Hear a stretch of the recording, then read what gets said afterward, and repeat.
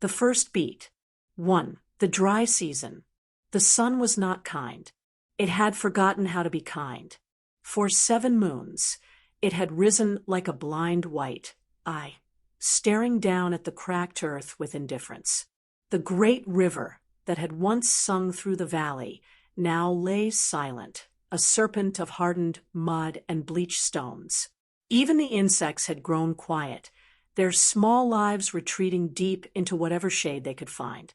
The band moved like shadows across the landscape, their dark bodies bent low, always searching, their hands longer than ours, with thick knuckles that still bore the memory of walking on all fours, swept through the dust for roots, grubs, anything that might sustain them through another day.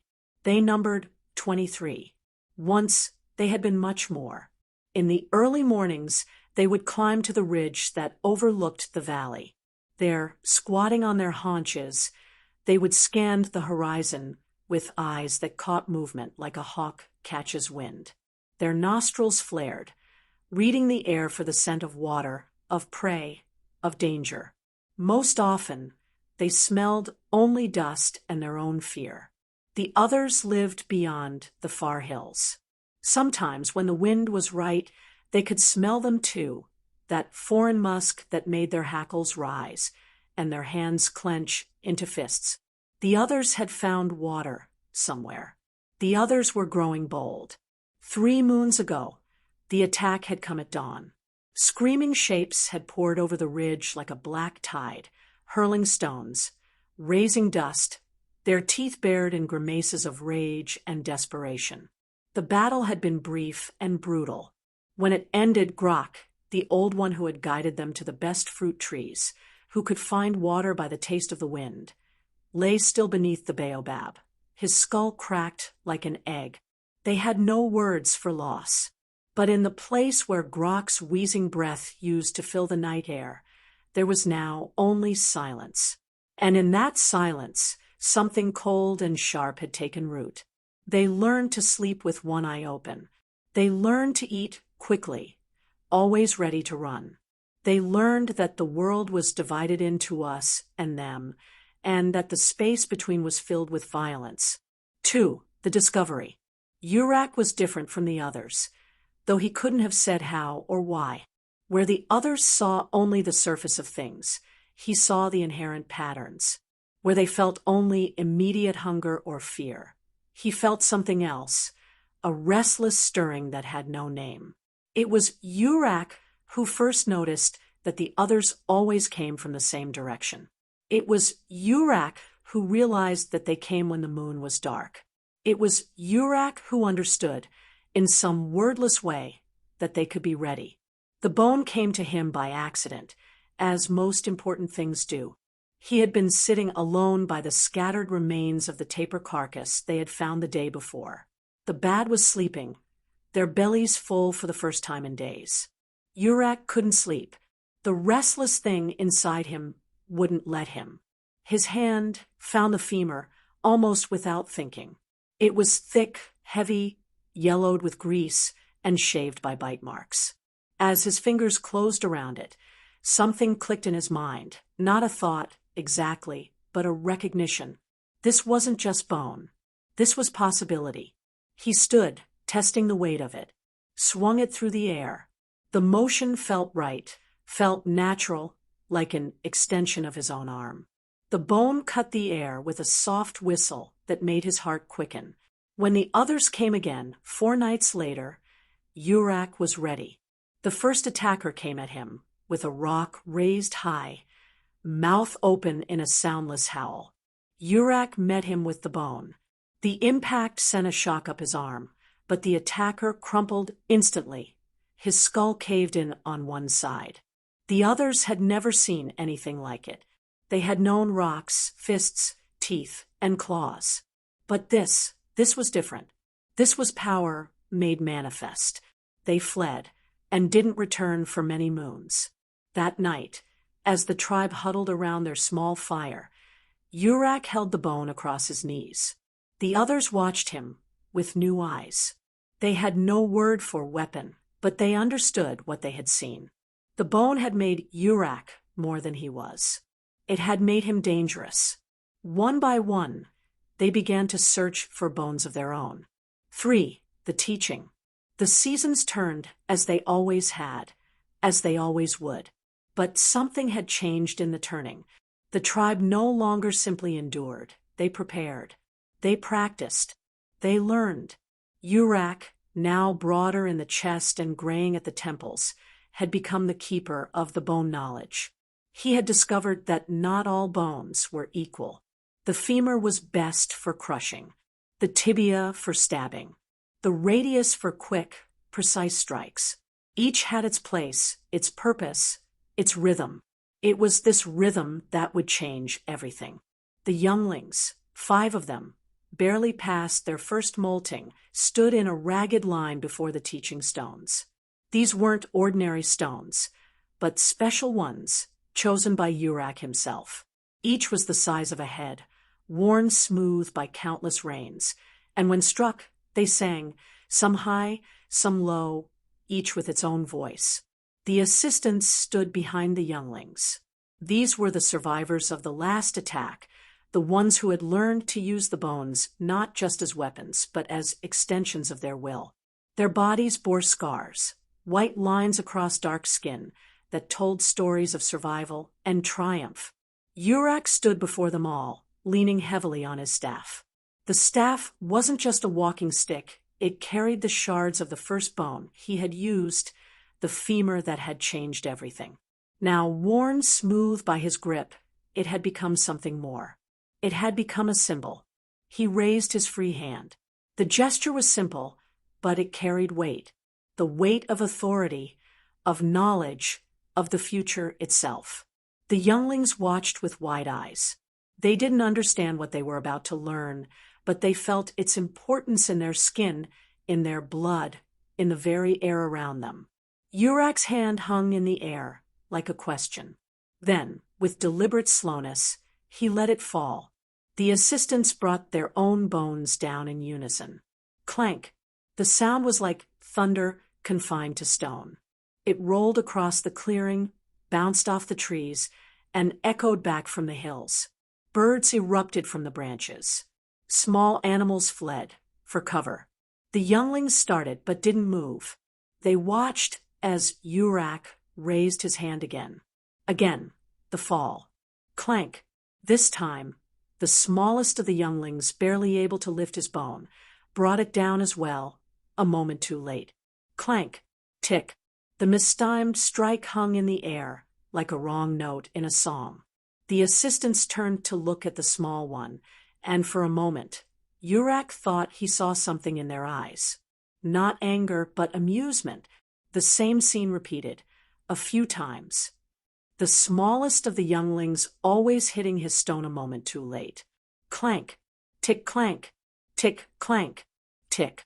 Then one of the adults made a sound, a low, guttural noise that might have been laughter. Another joined in. Soon, they were all making the sound, their bodies shaking with it. The younglings, not understanding but wanting to belong, began to laugh as well. Their laughter was higher, more musical, like the sound of water over stones. Urak felt something stir in his chest. The sound they were making, it was different from anything he had heard before. Not the grunt of effort, not the cry of pain or fear, but something else, something that seemed to serve no purpose. He raised his hand again, but this time, instead of waiting for perfect timing, he let the younglings follow their own rhythm. The result was chaos, bones striking stones at random intervals, creating a cascade of sound that was both violent and beautiful. Clank, tick clank, tick, tick clank. The rhythm was broken, but somehow it was also more than a rhythm. It was alive. It breathed. It played. And in that moment, something new stirred in all of them. Something that had been sleeping in their blood since the first proto-human looked up at the stars and wondered what they were. It was the same thing that would countless generations later drive their descendants to paint on cave walls, to tell stories around fires, to build temples, and compose symphonies. It was the thing that made them human. 4. The social reshaping. Millennia passed, marked not by moons or seasons alone, but by the deepening resonance of stone against bone. The direct lineage of Urak faded into legend, his name a guttural whisper around fires, but his innovation lived. The beat became the very sinew of the tribe, now numbering in the hundreds, spread across valleys and ridges. The maestros emerged, not as single leaders in the old way of brute strength or hunting prowess, but as conduits of the rhythm. Their authority stemmed from counting, their understanding of the beat, its complex patterns, its subtle variations, its power to unify.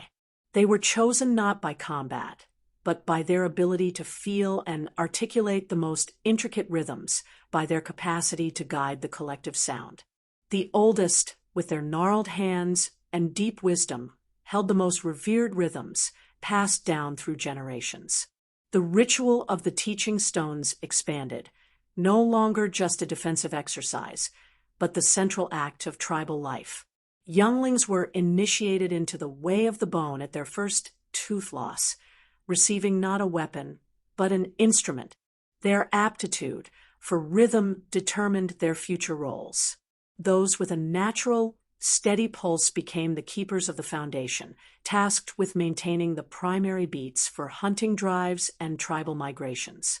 Their rhythmic stability ensured coherence in movement and action. The swayers were those who could play against the core rhythm, creating the ticks and clacks that had once been mistakes. Their role was to introduce complexity, to challenge the ear, and their improvisations fueled new dances and more intricate ceremonies.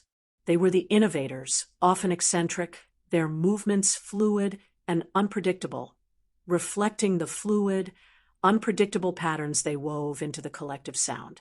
Those who could lead the younglings in the mimetic repetition became the echoers, their role crucial in transmitting the beat across generations. Their patience and their ability to break down complex rhythms into teachable parts were highly valued. They formed a tight-knit subgroup, their bonds forged in the shared effort of nurturing new talent. Even the architecture of their nascent settlements began to reflect the rhythm. Circles of teaching stones became central gathering places. The beating of bones was used to coordinate everything: the construction of shelters, the harvesting of wild grains, the tracking of game. A steady, driving beat for a communal hunt, a rapid, intricate beat for a celebratory feast, a low, mournful beat for the burial of an elder. Life itself was orchestrated by the beat. This shared, conscious rhythm deepened their collective memory. Events were no longer just remembered as the time of the great hunt or the season of the long drought. They were recalled through rhythmic patterns, unique sequences of beats that evoked the feeling and action of the past. The history of the tribe became a vast, evolving symphony passed down from maestro to maestro, from escher to swayers. 5. The confluence, music's diplomacy. The scent of the others, once a signal for immediate violence, began to carry new nuances across the valleys. They, too, had evolved their own bone knowledge, their own maestros, and their own distinct rhythms. For generations, encounters remained clashes, the discordant clatter of two opposing songs of war. But then came the Great Thirst, the most severe drought known to either tribe. It shriveled every water source, silenced all game. Hunger gnawed at both communities, pushing them to the brink. One scorching dawn, a small band of the others, skeletal and desperate, stumbled into the valley of the Beat tribe, not with weapons raised, but with bones clutched loosely. A young maestro, named Kala, then guided the Beat tribe. She raised her hand, not to signal a strike, but to command silence. As the others approached, she slowly raised her own bone and began to play a slow, measured, and deeply resonant lament, a rhythm of parched earth and fading life. It was a rhythm they had created in their own suffering.